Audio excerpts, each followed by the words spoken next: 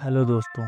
आपने हाल ही में भारत में धरती का तथाकथित स्वर्ग कहे जाने वाले कश्मीर के पहलगाम में हुए आतंकवादी हमले के बारे में सुना होगा, जिनमें कुल 28 लोगों जो कि हिंदू थे, उनको उनके धर्म के आधार पर यानी हिंदू होने के कारण मुस्लिम आतंकवादियों द्वारा मार दिया गया, जो कि पाकिस्तान के द्वारा स्पॉन्सर किए गए थे। और इस हमले को बहुत ही जघन्य तरीके से अंजाम दिया गया था। इसमें उन्हें ऐसी जगह ले जाया गया जहाँ के विषय में टूरिस्ट गाइड में मेंशन ही नहीं था, और वहाँ पर आतंकियों द्वारा उन्हें कलमा पढ़ने के लिए बोला गया, और फिर न पढ़ पाने के कारण उनकी पैंट तक उतार दी गई और चेक किया गया कि वो मुस्लिम हैं या हिंदू। इसके बाद उन्हें हिंदू होने पर मार दिया गया। अब आप इस जघन्य नरसंहार की स्थिति का अंदाजा लगा ही सकते हैं। हालांकि इस हमले के बाद इसकी जिम्मेदारी आतंकवादी संगठन द रेजिस्टेंस फ्रंट ने ली। हालांकि बाद में सेना और सरकार के डर के बाद उसने अपना नाम वापस ले लिया। लेकिन इस हमले के बाद पूरे देश में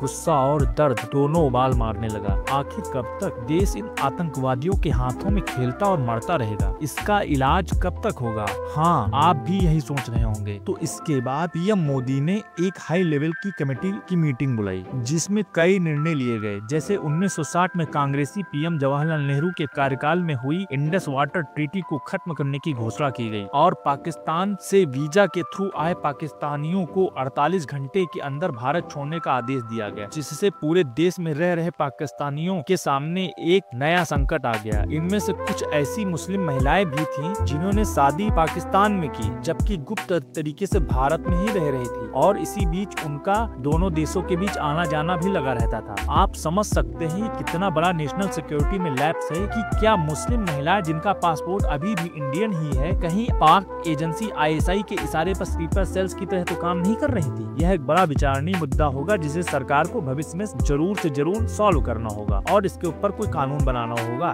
इन सब के बाद एक बात तो तय मानी जा रही है कि भारत कोई न कोई बड़ा कदम उठाएगा, चाहे वह डायरेक्ट वार ही क्यों ना हो। और अगर ऐसी स्थिति बनती है, जो कि लग ही रही है, क्योंकि 26 और 27 अप्रैल की रात को एलओसी पर हैवी सेलिंग हुई थी, तब की स्थिति में अगर वार होता है तो पीओके यानी पाक के कब्जे वाला कश्मीर भी भारत में शामिल होगा, जो कि करोड़ों भारतीयों की चाहत भी है। तो आपकी राय क्या है? कमेंट बॉक्स में जरूर दें। तब तक के लिए नमस्कार, जय हिंद।